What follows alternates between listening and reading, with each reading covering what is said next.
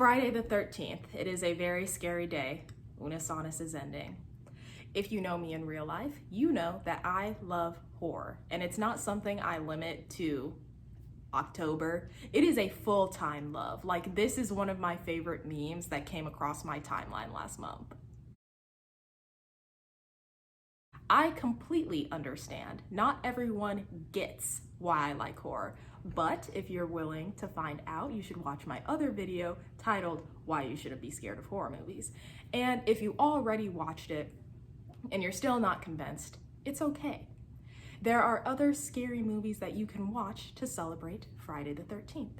So this video is going to be 5 suggestions of animated, kid-friendly, scary, Weenie Hut Juniors level scary, like, it'll send a little chill down your spine, not like a full but a little because you should still be able to celebrate Friday the 13th in your way, which is not as scary as my way, because I'm gonna be watching Friday the 13th tonight. But I decided, why not help like the little scaredy cats out today? Just so you have an understanding of what's going to happen, I will be giving a non-spoiler overview of what the movie is about.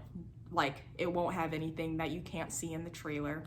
And then I'll give you 3 seconds to click past to go to the next section, the next movie, because after that 3-second pause is when I'm going to talk about what specifically makes this animated movie a little scary. Something that is actually a little bit heavy, maybe for 12, 13-year-olds to understand.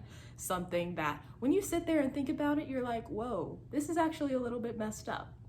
So with that, I'm going to be talking about the first movie, Coraline. In this house, we love and respect Neil Gaiman. He is amazing. He wrote Coraline. And then Coraline is the 3rd highest grossing stop motion animated film in the entire world. I even wrote an entire essay about Coraline and the Uncanny Valley for like a Harvard assignment. So there is no way I couldn't talk about Coraline and like put it at the very top of the list, because that is where it deserves to be. So Coraline has just moved. Her family is moving into the Pink Palace apartments. And she's the new girl. She doesn't have a lot of friends except for a boy named Wybie. One day, while exploring her house, she finds a door with a tunnel that leads into the other world. But everything is not as it seems in this perfect wonderland. It soon turns into a nightmare, and she realizes she is in terrible danger. So many things about this movie that I could pinpoint as having set me off in a bad way. Any of the scenes where Coraline has realized that everything is wrong and things are going terrible, and that she has to get the eyes, the buttons, from the 3 different wonders within the other world.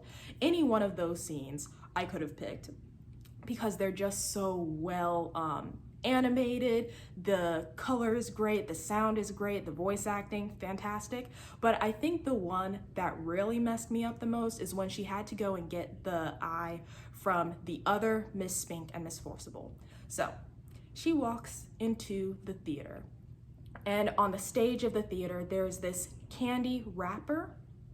So she walks in, she goes up to it, she stuffs her hand inside of the candy wrapper, and then she pulls something out, and that something is Miss Spink's and Miss Forcible's hand. They are twisted around each other, and in the hand is the button that she has to get. So she has to pick their fingers apart, and then it's open like this. Also, I'm trying my best here, but I'm just one person. Here is their hands, and she puts her hand in to pick up the button, and then their hands clamp around hers. And I just remember being like, ugh. And then their heads pop out, and their necks are still like twined around each other, and they're yelling, thief, thief, thief. And I remember being like, oh my God. And then suddenly, like, she's popping back because she's scared, obviously. And they are like clawing their way out of the candy wrapper, still yelling, thief, thief. So I remember that being really scary. It's Halloween. DJ and Chowder know that across the street, Mr. Nutcracker's house is not all that it seems. They think that it is possessed by an evil spirit that is stealing kids' toys and even causing some strange disappearances. So it's now up to DJ and Chowder, plus a little girl named Jenny, who gets roped into all of this, to release the spirit from the house, bring peace back to the cul-de-sac. And that is what Monster House is about. The scariest part also comes in the most tender, soft, and heart-wrenching part. So it's when you find out the backstory between Mr. Nutcracker and his wife, Constance.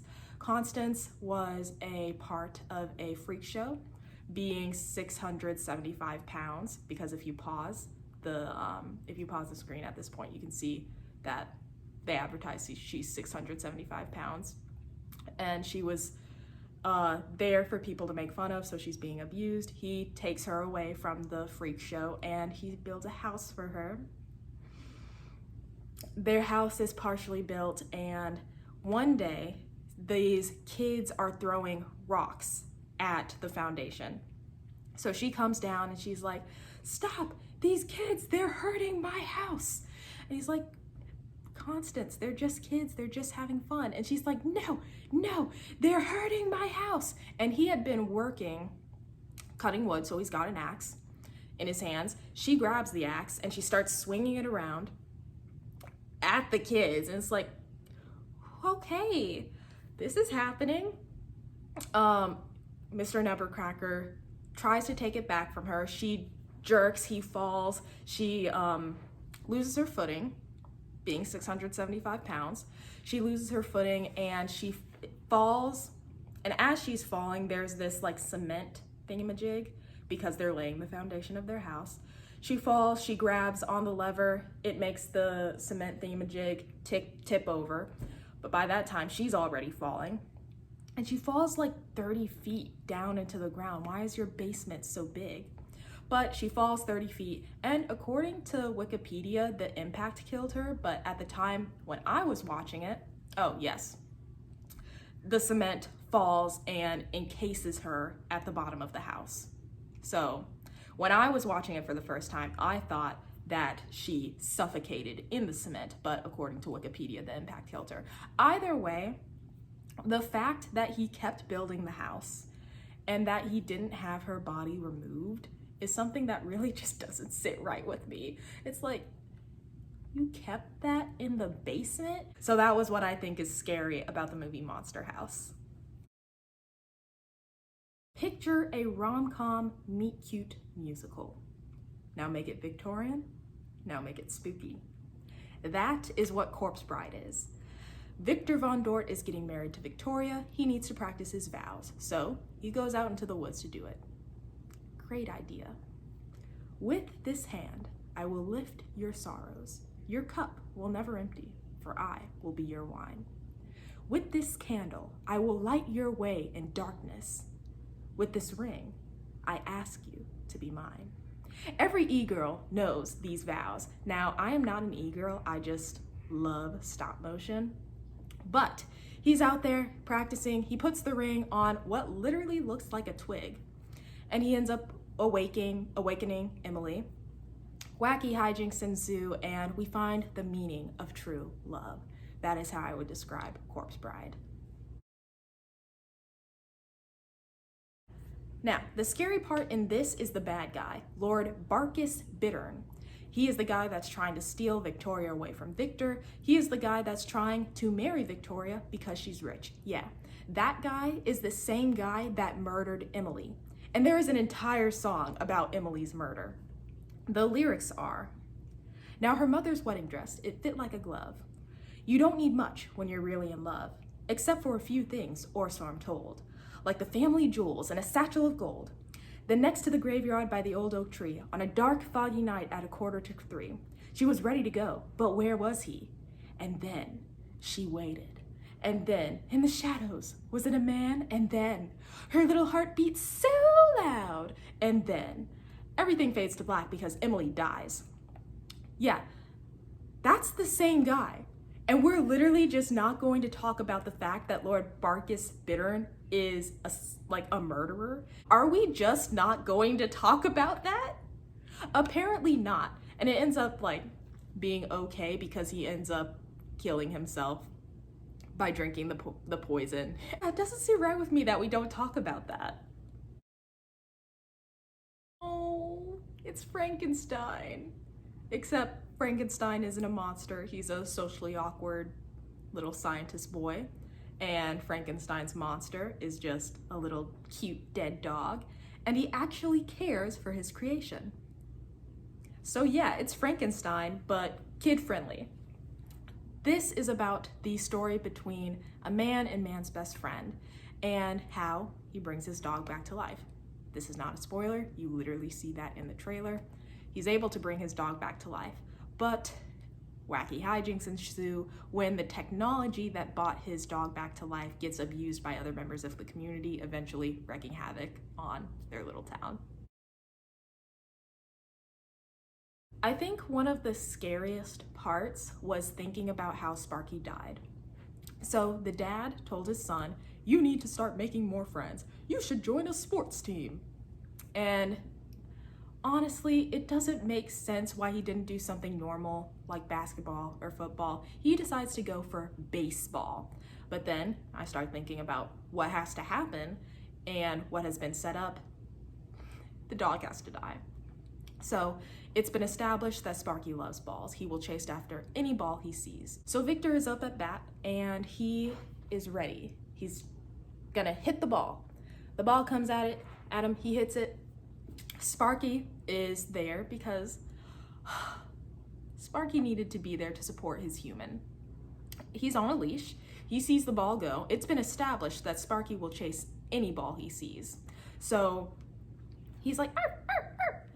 And he ends up breaking his leash running after the ball. The ball bounces across the street. And then they give you this above head shot of the edges of the street are lined with parked cars, and then there's the like 2-lane open road in the middle. And you're sitting there and you think, oh no, it's now, this is when it's gonna happen. Not yet. They fake you out real good. They let you see Sparky run across the street, get the ball. And then they give you the upshot again. You see him running, and from the left, you hear an oncoming car. And then they put you in the dog's eyes, stopping, turning, seeing a car coming at you, because that's the way it looks like when they put you in the eyes of the dog. And then you hear and Sparky is dead.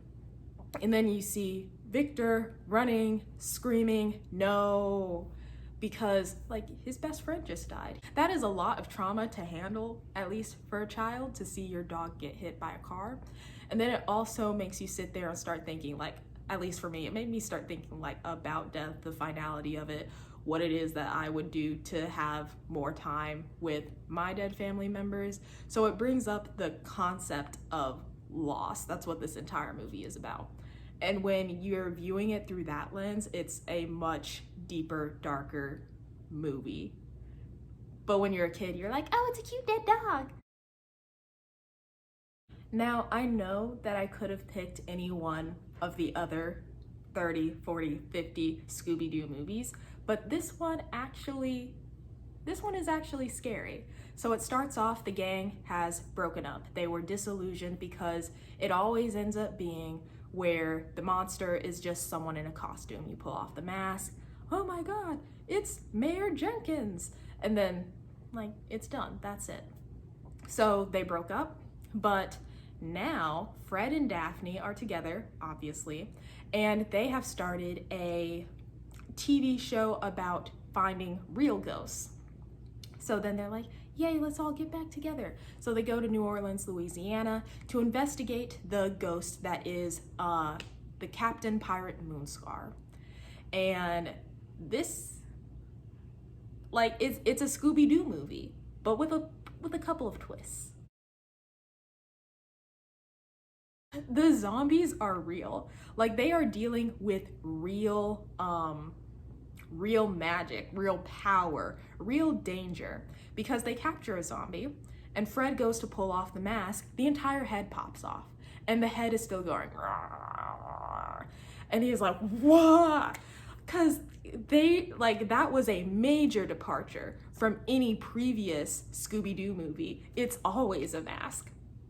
And that happens halfway through, so you're sitting there thinking like, whoa, these are real zombies. These are real ghost pirates. These are real werecats. And like, the way they become werecats is because they want to put a curse on Pirate Captain Moonscar. Their cat god says, sure, I'll do that, but you have to be a werecat for the rest of eternity. So that's how they make the werecats.